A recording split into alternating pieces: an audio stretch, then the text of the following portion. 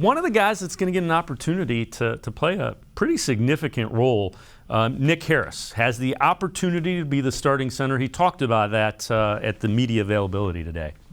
No, nothing different personally for me, but it's good to get back out here and start running plays and get that cohesiveness in the unit. What do you played, but not a ton. How have you improved in the last 2 years since you got here? Yeah, I think it's just the amount of reps I get in practice.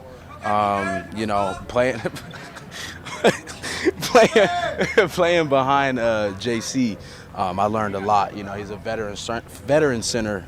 I personally think one of the better centers in the NFL. So playing behind him, learning how he is in the meeting room, learning how he, his tricks and his tools that he's learned over his career, helped me tremendously. And then just like you mentioned, the amount of reps that I've taken, against top-tier talent out here on defense, it's helped me tremendously. And then, getting those couple games that I have played, playing against Green Bay, that it made me feel like I belong, and it felt good to be playing center and getting out there and doing what I do.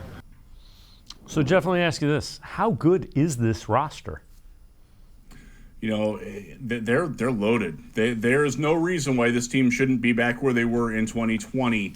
Competing for a berth in the AFC Championship game. Obviously, some things have to come together. You've got to have good health. You've got to have your good players play their best.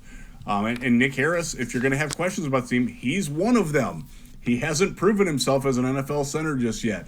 I support the fact that they let JC go. I think it was the right move, but it is a bit of a risk. Harris is unproven. When we first saw him a couple years ago, he clearly wasn't ready. And it wasn't necessarily a case of him not being mentally ready. He's a very sharp guy. If you just watched him talk, you can tell he's got it going on upstairs. It was the physical part of the job that he wasn't quite ready for. Hopefully he's ready for that because, look, teams are going to find ways to attack your weak point. One of the things that JC was great at, and Nick alluded to it, JC might not have been the most talented guy, but, man, he knew every trick in the book and got away with them a lot. He might have gotten away with more holding than any offensive lineman in the league the last couple of seasons.